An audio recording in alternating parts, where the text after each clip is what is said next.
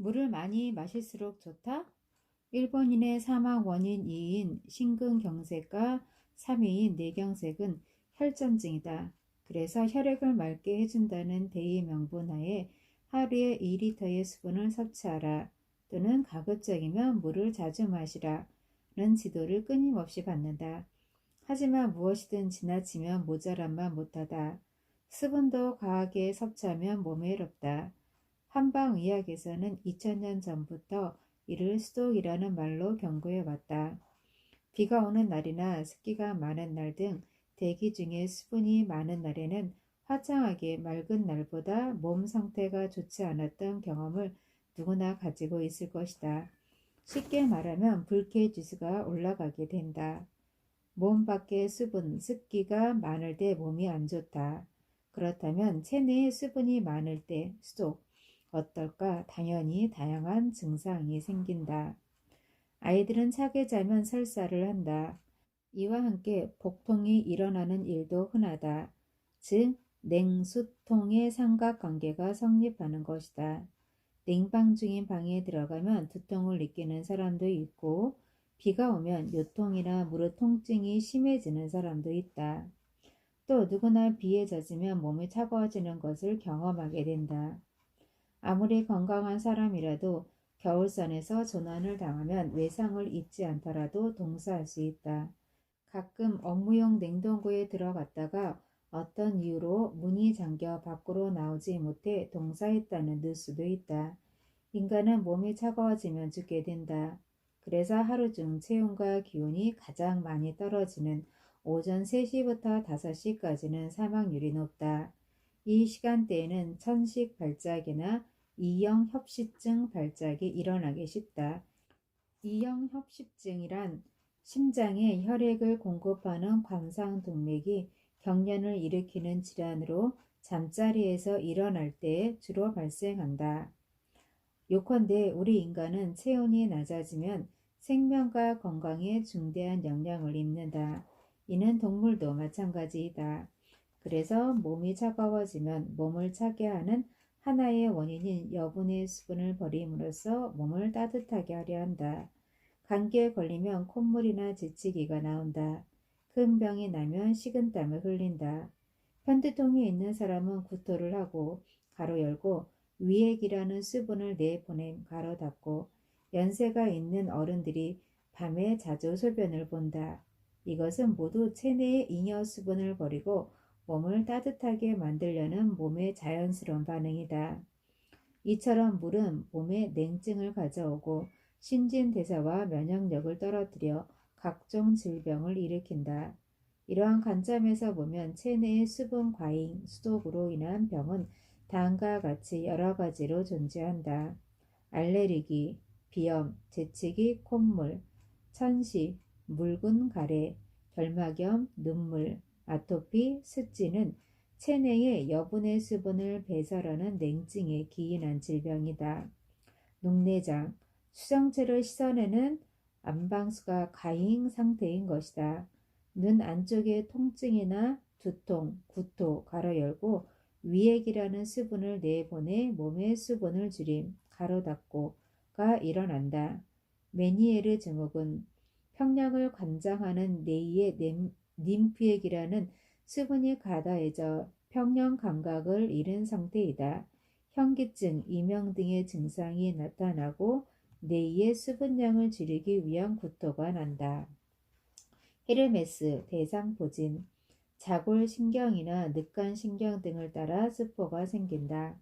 서양의학으로는 면역력 저하가 하나의 원인으로 지적되지만 자연의학적으로는 체내에 과잉된 수분을 헤르페스 바이러스의 힘을 빌려 배설하려는 반응이라 본다. 빈맥, 부정맥, 서양의학에서는 심장을 철저하게 검사하지만 심장에 이상이 발견되지 않는 경우가 많다. 몸 안에 잉여수분과 냉증이 존재할 때 맥을 빠르게 하여 체온을 높이고 수분을 이용하려는 반응이 빈맥이다. 그리고 그것이 조금 이상한 상태가 부정맥이다. 열이 나서 체온이 1도 상승할수록 맥은 10번씩 증가한다. 거꾸로 맥을 늘리면 체온도 올라간다.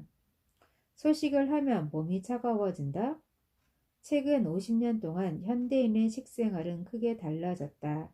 쌀이나 감자, 고구마 등의 섭취가 급격히 줄어든 대신 육류, 계란, 우유, 버터, 마요네즈로 대표되는 고칼리의 구미 식품 섭취가 크게 늘어났다. 이런 식품이나 백미, 흰빵이나 케이크 등으로 대표되는 정백식품은 식이섬유를 포함하고 있지 않다. 게다가 부드럽고 씹기 편해 아무래도 많이 먹기 쉽다. 이런 식품을 과도하게 섭취하면 체온이 떨어진다. 가로 열고 냉증, 가로 닫고. 보통은 음식을 먹지 않아서 몸이 차가워지는 것으로 생각하기 쉽지만 사실은 그 반대인 것이다. 닭이나 작은 새들이 알을 부화시킬 때는 대부분 하루 종일 음식을 먹지 않고 2주에서 3주에 걸쳐 알만 품는다. 하루에 한 번 둥지에서 나와 소량의 먹이를 쪼아 먹고 물을 마시고는 다시 둥지로 돌아간다. 왜일까?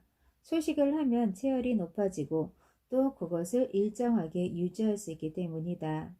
앞서 말한 것처럼 인간의 체열을 생산해내는 큰 장기는 근육, 간, 뇌 등이다. 음식을 많이 먹으면 그것을 소화시키기 위해서 혈액이 위에 모이고 열 생산량이 많은 장기인 근육이나 간, 뇌로 흘러가는 혈액이 상대적으로 줄어든다. 그래서 대사가 느려지고 체온도 오히려 떨어지는 것이다. 내가 경영하고 있는 단식원에서 약 100명을 대상으로 단식 전, 단식 중, 단식 후의 체온을 측정한 적이 있는데 단식 전에 비해 단식 중, 단식 후의 체온이 평균 0.3에서 0.5도 상승하는 결과가 나왔다. 300만 년이 넘는 우리 인류의 역사 속에서 299만 9,900년 이상은 기아의 시대를 보냈다. 하지만 현대는 고지혈증, 고혈당, 고체중처럼 고가 붙는 과식병인 대사증후군이 사회 문제가 되고 있다. 이런 대사증후군도 과식에 따른 체온 저하 때문에 지방이나 당분이 제대로 연소되지 못해 생기는 질병으로 볼 수 있다. 몸을 차게 하는 식품, 몸을 따뜻하게 하는 식품.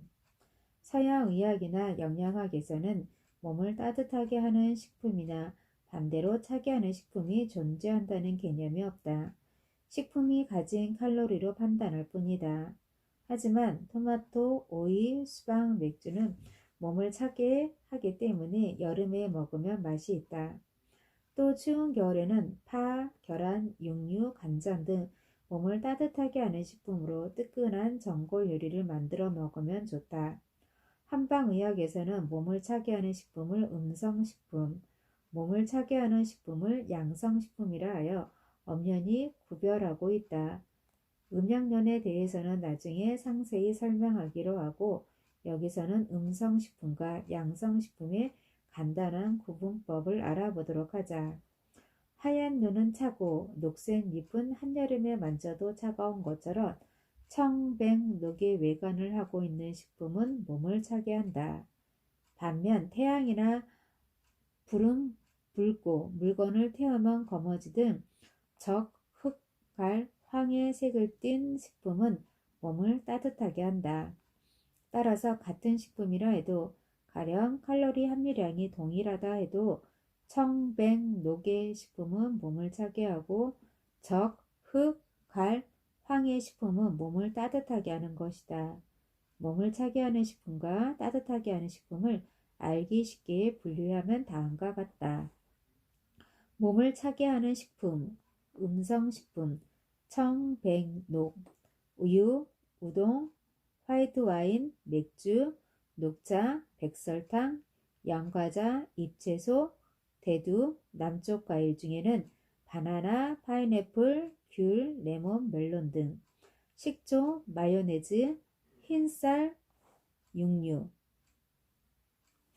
몸을 따뜻하게 하는 양성식품, 적, 흑, 갈, 황, 치즈, 메밀국수, 레드와인, 흑맥주, 홍차, 흑설탕, 화과자, 뿌리채소, 해조류, 검은콩, 작은콩, 북쪽과일, 사과, 버찌, 건자두, 소금, 된장, 간장, 붉은살 육류, 생선, 어패류, 새우, 게, 오징어, 문어, 조개, 귤 등 절임류, 찜류.